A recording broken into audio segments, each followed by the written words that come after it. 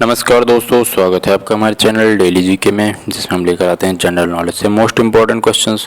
आज की इस वीडियो में हम लेकर आए हैं भारतीय इतिहास से संबंधित प्रश्न, जो सभी कॉम्पिटिटिव एग्जाम्स के लिए बहुत ही इंपॉर्टेंट हैं। ऐसे ही क्वेश्चंस एग्जाम्स में बार बार पूछे जाते हैं।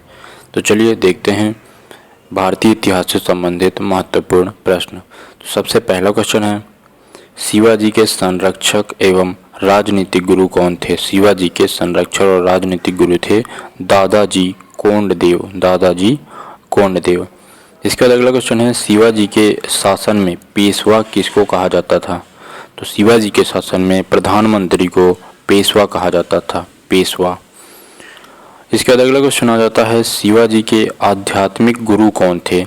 शिवाजी के आध्यात्मिक गुरु कौन थे? तो इसका आंसर हो जाएगा रामदास। शिवाजी के आध्यात्मिक गुरु थे। अगला क्वेश्चन है, शिवाजी के अष्टप्रधान का जो सदस्य विदेशी मामलों की देखरेख करता था, उसे क्या कहा जाता था?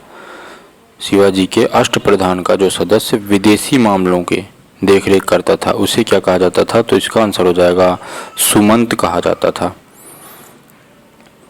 इसके बाद अगला क्वेश्चन है, शिवाजी की मृत्यु कब हुई थी? शिवाजी की मृत्यु हुई थी 12 अप्रैल 1680 में शिवाजी की मृत्यु हुई थी।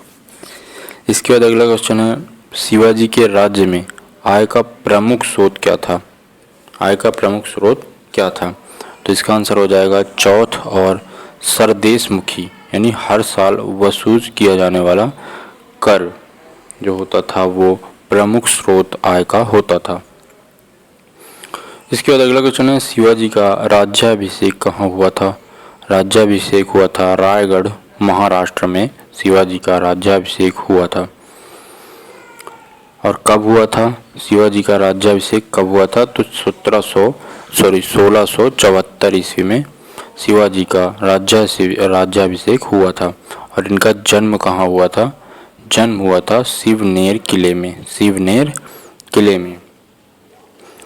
अगला क्वेश्चन है, शिवाजी का अंतिम सैन्य अभियान कौन सा था? अंतिम सैन्य अभियान था कर्नाटक अभियान।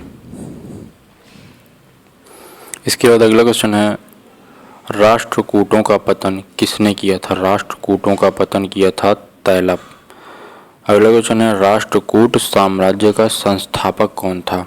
राष्ट्रकूट साम्राज्य का संस्थापक कौन था? तो इसका आंसर हो जाएगा दंती दुर्ग या दंती वर्मन, 735 से 756 ईस्वी में। अगला क्वेश्चन आ जाता है, रायदासी संप्रदाय की स्थापना किसने की थी?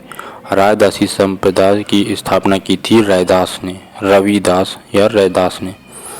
अगला क्वेश्चन है, रामानुज के अनुयायियों को क्या कहा जाता था? तो इनका आंसर हो जाएगा वैष्णव कहा जाता था रामानुज के अनुयायियों को। इसके बाद अगला क्वेश्चन है, रामचरितमानस नामक ग्रंथ की रचना किसने की थी? तो गोस्वामी तुलसीदास जी ने की थी, ये सभी को पता होगा। रामचरितमानस नामक ग्रंथ की रचना की थी गोस्वामी तुलसीदास जी ने। रामचरितमानस के रचयिता किसके समकालीन में थे? तो ये आ जाते हैं बादशाह अकबर के समकालीन में थे। अगला क्वेश्चन है, रामचरित की रचना किसने की थी? तो रचना की थी संध्याकर नंदी ने, संध्याकर नंदी ने। अगला क्वेश्चन है, रामकृष्ण मिशन की स्थापना किसने की थी? रामकृष्ण मिशन की स्थापना की थी स्वामी विवेकानंद जी ने। इसके बाद अगला क्वेश्चन आ जाता है, रामकृष्ण मिशन की स्थापना ये कब हुई थी? स्वामी विवेकानंद जी ने रामकृष्ण मिशन की स्थापना की थी, और कब की थी? 1 मई 1897 में। और कहाँ पर? बेलूर मठ, कलकत्ता में की थी। इसके बाद अगला क्वेश्चन है, रामकृष्ण परमहंस का मूल नाम क्या था?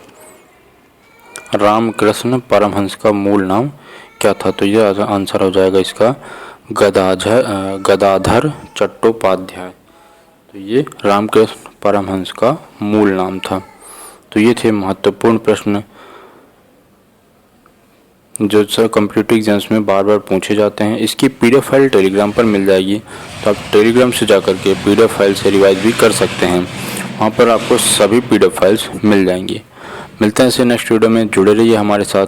चैनल पर पहली बार आए हैं तो चैनल को सब्सक्राइब कर लीजिए और बेल आइकन को प्रेस कर दीजिए जिससे सभी वीडियोज़ की नोटिफिकेशन तुरंत मिल सकें। मिलते हैं, धन्यवाद।